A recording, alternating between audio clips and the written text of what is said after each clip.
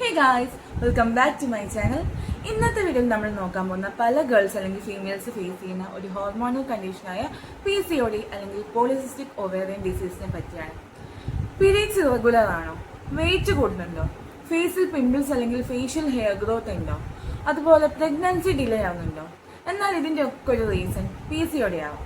അപ്പൊ ഇന്നത്തെ വീഡിയോയിൽ നമ്മൾ നോക്കാൻ പോകുന്ന PCOD എന്താണ്, ഇതിന്റെ കോസസ് എന്താണ്, സിംറ്റംസ്, അതുപോലെ ഡയഗ്നോസിസ് ആൻഡ് ട്രീറ്റ്മെന്റ് എങ്ങനെയാണ്, അതുപോലെ ഡയറ്റ് ആൻഡ് എക്സസൈസിന്റെ റോൾ എന്താണ് എന്നുള്ളതാണ് നമ്മൾ ഇന്നത്തെ ഈ വീഡിയോയിൽ നോക്കാൻ പോകുന്നത്. അപ്പൊ നമുക്ക് ആദ്യം തന്നെ എന്താണ് PCOD എന്നുള്ളത് നോക്കാം. നമ്മൾ ആദ്യം പറഞ്ഞു, ഈ PCOD എന്ന് പറയുന്നത് സ്ത്രീകളിൽ കാണുന്ന ഒരു ഹോർമോണൽ കണ്ടീഷനാണ്. അപ്പൊ നമ്മൾ ഈ ഹോർമോൺസ് ബാലൻസ് ഇല്ലാത്തത് കൊണ്ട് തന്നെ നമ്മൾ ഓവറിൽ നിന്ന് ഓരോ മാസം എഗ് റിലീസ് ആകും. അപ്പൊ ഈ റിലീസ് ആകേണ്ട എഗ് ഹോർമോൺ ഇംബാലൻസ് ആയതുകൊണ്ട് തന്നെ റിലീസ് ആകൂല. അതുപോലെ ഈ എഗ് എന്തായിരിക്കും, ഇമ്മെച്ചുവർ ആയിരിക്കും.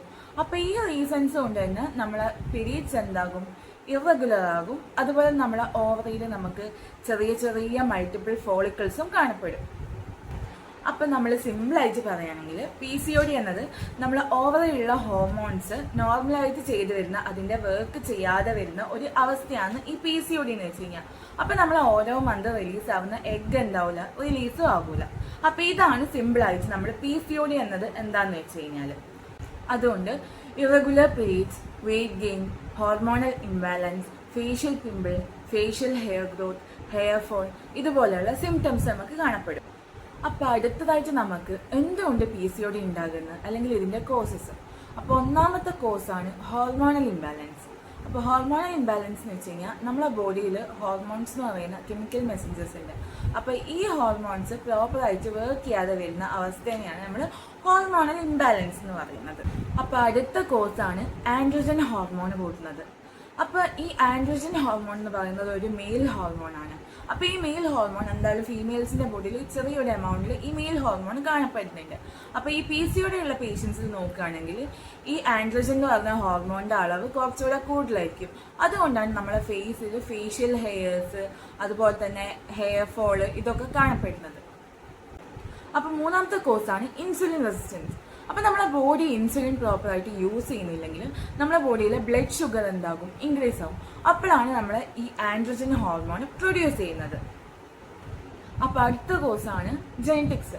അപ്പൊ നമ്മളെ അമ്മ അല്ലെങ്കിൽ ജെനറ്റിക്കലി നമ്മൾ ആർക്കെങ്കിലും PCOD ഉണ്ടെങ്കിൽ നമുക്കും PCOD വരാനുള്ള ചാൻസ് ഉണ്ട്. ഇനി അടുത്ത കോസ് എന്ന് പറയുന്നതാണ് വെയിറ്റ് കൂടുന്നത്.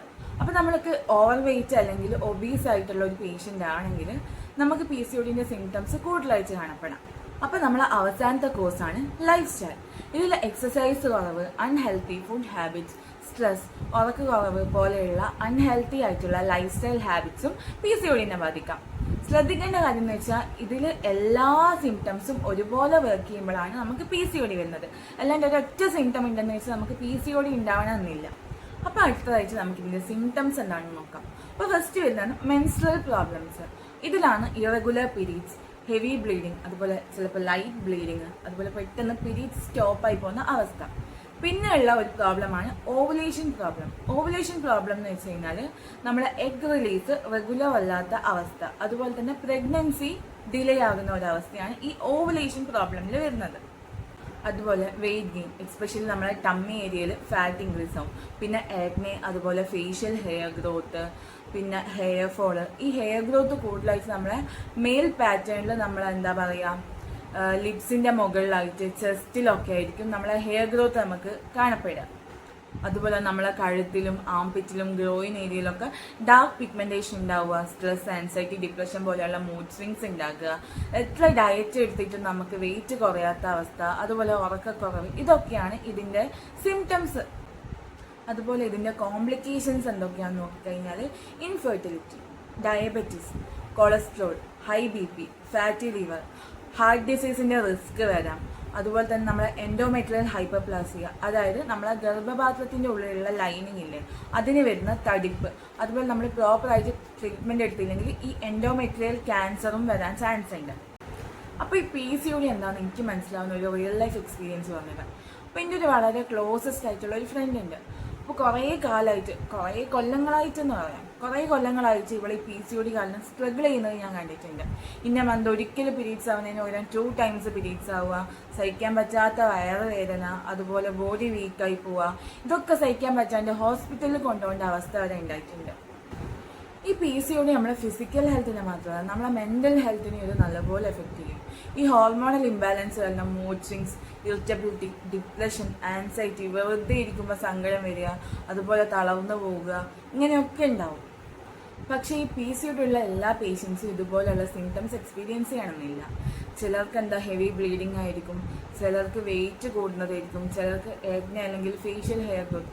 ഓരോ പേഴ്സൺ ടു പേഴ്സൺ ഈ സിംറ്റംസ് നമുക്ക് വാരി ചെയ്യും.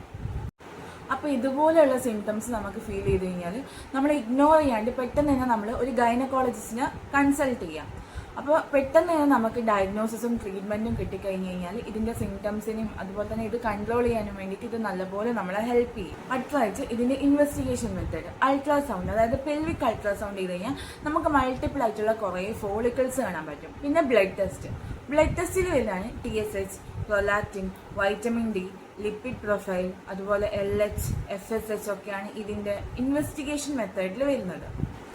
അപ്പോൾ ഈ ഇൻവെസ്റ്റിഗേഷൻ കഴിഞ്ഞിട്ട് ഡോക്ടേഴ്സ് ഡയഗ്നോസ് ചെയ്യാൻ വേണ്ടിയിട്ട് മെയിനായിട്ട് കൺസിഡർ ചെയ്യുന്ന ഫാക്ടേഴ്സ് എന്ന് വെച്ച് കഴിഞ്ഞാൽ ഈ ഇറഗുലർ ആയിട്ടുള്ള പീരീഡ്സ്, അതുപോലെ നമ്മളെ ആൻഡ്രോജൻ ഹോർമോൺ ഇൻക്രീസ് ആവുന്നതും, അതുപോലെ അൾട്രാസൗണ്ട് ചെയ്യുമ്പോൾ ഈ മൾട്ടിപ്പിൾ ഫോളിക്കിൾസ് കാണപ്പെടുന്നതുമായിരിക്കും ഈ ഡോക്ടേഴ്സ് കൺസിഡർ ചെയ്യുന്ന മെയിൻ ഫാക്ടേഴ്സ്. അപ്പോൾ നമ്മൾ മാനേജ്മെൻറ്റ് നോക്കുകയാണെങ്കിൽ പേഴ്സൺ ടു പേഴ്സൺ നമ്മളെ ട്രീറ്റ്മെൻറ്റ് വാരി ചെയ്യും. അപ്പോൾ ഈ ലൈഫ് സ്റ്റൈൽ മോഡിഫിക്കേഷനാണ് മെയിനായിട്ട് നമ്മൾ നോക്കേണ്ടത്. അതിൽ ഫസ്റ്റ് നമ്മൾ വെയിറ്റ് റിഡക്ഷൻ നോക്കുക. അപ്പോൾ ഈ വെയിറ്റ് റിഡക്ഷനിൽ നമ്മളെ 5 to 10% നമ്മളെ വെയിറ്റ് കുറഞ്ഞാൽ തന്നെ നമ്മളെ പീരീഡ്സ്, ഓവുലേഷൻ, പ്രഗ്നൻസിൻ്റെ ചാൻസസ് ഇമ്പ്രൂവ് ആവാം.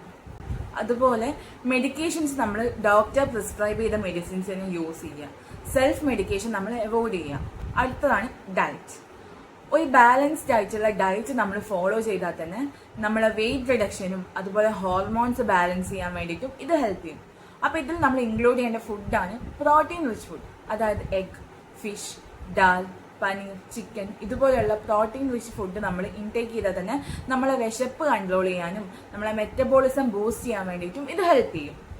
അതുപോലെ വെജിറ്റബിൾസ് നമ്മുടെ ഡയറ്റിൽ ഇൻക്ലൂഡ് ചെയ്യുക.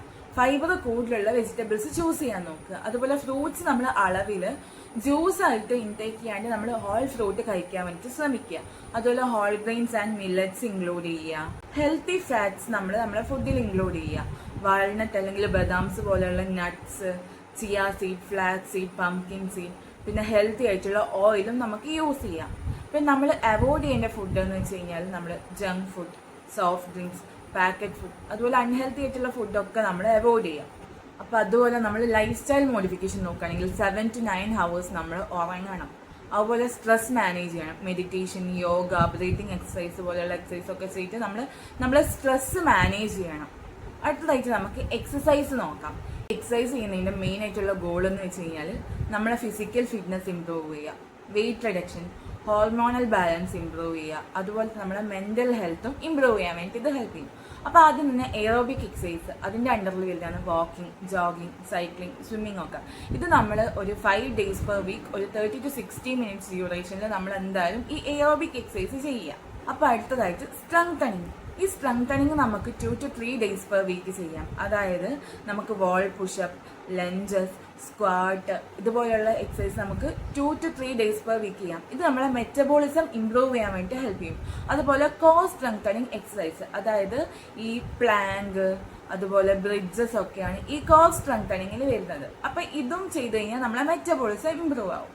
അപ്പോൾ അതുപോലെ നമ്മളൊരു 5 to 10 minutes ഡെയിലി സ്ട്രെച്ചിങ് ചെയ്യുക. Hamstring, quadriceps, back, shoulders, hip ഫ്ലെക്സേഴ്സിനൊക്കെ നമ്മൾ സ്ട്രെച്ച് ചെയ്യുക. അതുപോലെ യോഗയും ബ്രീത്തിങ് എക്സസൈസും ഒക്കെ നമ്മൾ ചെയ്യാൻ വേണ്ടി നോക്കുക. അപ്പോൾ ഈ PCOD എന്ന് വെച്ച് കഴിഞ്ഞാൽ വളരെ കോമൺ ആയിട്ടുള്ള ഒരു ഹോർമോണൽ കണ്ടീഷനാണ്. നമ്മൾ കറക്റ്റായിട്ട് diagnosis, healthy life style, diet, exercise, അതുപോലെ ഡോക്ടർ കൺസൾട്ടേഷനൊക്കെ പ്രോപ്പറായിട്ട് ഫോളോ ചെയ്താൽ തന്നെ നമുക്കിത് നല്ലപോലെ മാനേജ് ചെയ്യാൻ പറ്റും. അപ്പോൾ വീഡിയോ ഇഷ്ടമാണെങ്കിൽ ലൈക്ക് ചെയ്യുക, ഷെയർ ചെയ്യുക, സബ്സ്ക്രൈബ് ചെയ്യുക. അത്രയേ ഉള്ളൂ. ബൈ.